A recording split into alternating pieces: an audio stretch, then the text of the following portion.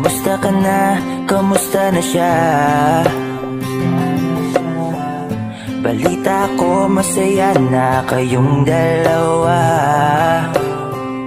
Yung mga plano namin noon, ginagawa nyo na rin ngayon.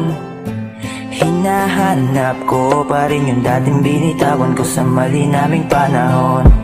Kasalanan ko, bigla kong sumuko, ngayon ko nalaman.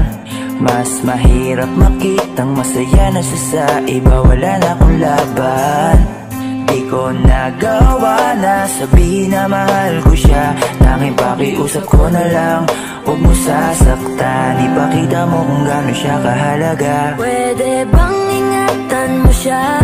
Mga bagay na di ko man lang nagawa nung kami pa. Bawat larawan nyo na magkasama ay may mga ngiti nyo na higit nung kami pa. Ingatan mo siya, dahil mali ako nung hinayaan ko siya na mawala. Ipakita mong siya ang mundo, masakit may kasalanan ko. Hindi madali ang nangyari sa aming dalawa. Puro pag-aaway sa lahat ng bagay, kaya mas pinili niya na lumayo sa piling ko. Lagi na lang mali niya ang aking nakikita. Hindi ko alam, unti-unti nang sinawalan na ng gana.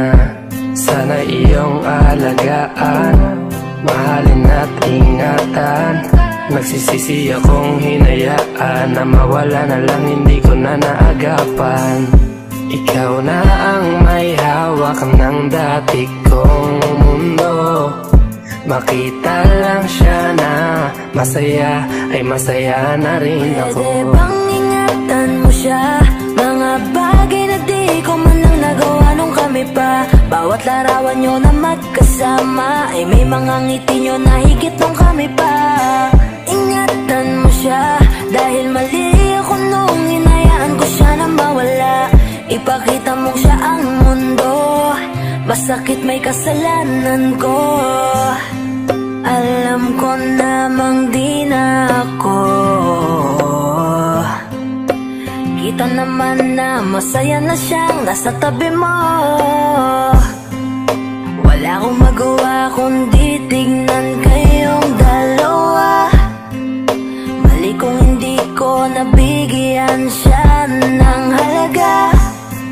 Pinakawalan ko ang hindi ko inakalang hahanapin ko.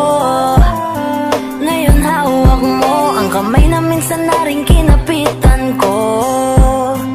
At nasa'yo na.